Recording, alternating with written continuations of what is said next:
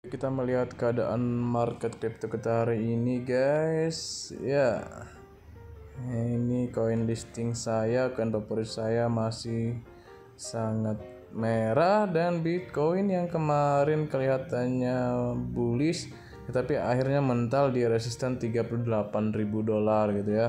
Kalau kita lihat beritanya, memang ini ya tadi malam itu ada pertemuan Fed ya, the Fed. Ternyata ini tidak membuahkan hasil gitu ya. Bitcoin itu lalu turun di jam berapa ini ya, di 24 jamnya malam tadi itu ya, karena pertemuan di Amerika Serikat jam 2 itu akhirnya Bitcoin turun lagi gitu. Ini candle merah besar sekali. Ya memang banyak berita-berita yang sudah membuat Bitcoin ini naik ya. Itu seperti MicroStrategy ini yang kita lihat ya akan melanjutkan membeli Bitcoin tahun ini, kata CFO-nya. Jadi si financial officer-nya si MicroStrategy ini akan melanjutkan pembelian Bitcoin pada tahun ini gitu ya. Walaupun terjadi penurunan dari Bitcoin itu sendiri gitu. Nah, sementara itu SEC juga ingin MicroStrategy mengubah cara mengungkapkan kepemilikan Bitcoin-nya dalam pengajuan di masa mendatang. Jadi kalau tahu SEC ini adalah salah satu pengawas gitu ya, jadi untuk regulasinya.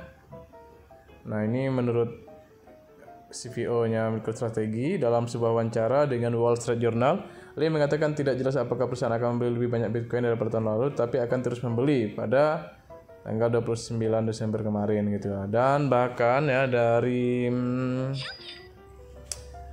Rusia sendiri ini sudah ada berita bagus sebetulnya ya. Nah, ini larangan lebih kecil kemungkinannya. Jadi Putin ini ya, presiden Rusia ini ya, kita sebetulnya ini sudah ada berita baik tentang Bitcoin gitu ya, termasuk dunia kripto. Nah, presiden atau bukan presiden ya, Perdana Menteri ya, Presiden Rusia Vladimir Putin ini telah memberikan penggemar kripto ini secercah harapan gitu ya. Kalau kemarin kita lihat penambang Bitcoin di Rusia itu dilarang gitu, sehingga banyak ya kemungkinan dari para penambang itu menjual peralatannya. Nah, beberapa video pemimpin orang kuat itu membuka konferensi pers video pada tanggal 26 Januari ya kemarin gitu ya. Artinya ya, tentu saja kami juga memiliki keunggulan kompetitif tertentu di sini, terutama yang disebut pertambangan. Maksud saya kelebihan listrik dan peralatan yang tersedia di negara ini. Nah, jadi dia itu menyorot penambangan Bitcoin itu karena terlalu banyak memakan energi listrik gitu kan ya.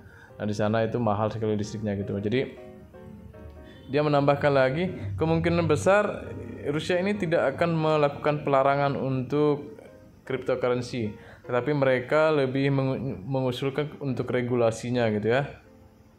Karena apa ya? Karena ketika mereka tidak menggunakan teknologi blockchain ya, negara mereka akan tertinggal, seperti itulah intinya ya. Jadi ya, kami perlu memberikan teknologi ini kesempatan untuk berkembang. Artinya bahwa teknologi blockchain ya, kripto ini mereka sambut, tetapi nanti akan diregulasi di negara tersebut, meskipun bank sentral ini selalu menyoroti bahwa kripto itu akan terjadi banyak masalah, akan terjadi kriminal di situ seperti pencucian uang dan sebagainya. Tapi ini mereka ingin melakukan regulasi untuk kripto di Rusia sendiri ya. Nah, walaupun di bank sentralnya Rusia itu kemarin sangat skeptis ini, sangat tidak peduli dengan kripto ya. Bahkan mereka tidak menunjukkan dukungan apapun terhadap kripto ini ya, karena mereka bilang ini memiliki volatilitas yang sangat besar ya. Nah, jadi ini yang berita baiknya dari Rusia, kalau kemarin membuat si Bitcoin itu turun ya, dan saat ini juga sedang mengalami penurunan sudah hampir 5% ini ya. Kita lihat candlesticknya di Get.io, di candle satu harinya ini sudah ada di bawah garis MA atau garis rata-rata harian ya. Bahkan MACD-nya sudah menunjukkan ya merah ya, artinya di sini banyak yang buang muatan gitu ya, banyak yang jual muatan mungkin karena kekhawatiran. Dan untuk di 4 jamnya kita lihat support terkuatnya itu ya seperti biasa ada di 38.000 gitu ya. Dan ini yang tertinggi kemarin itu di 43.000 dan saat ini berada di 35 ya. Nah, di sini bahkan garis hijau ini menyilang garis ungu MACD. Nah, ini kemungkinan besar akan ada terjadi penurunan lagi sampai ke support di 32 ini ya.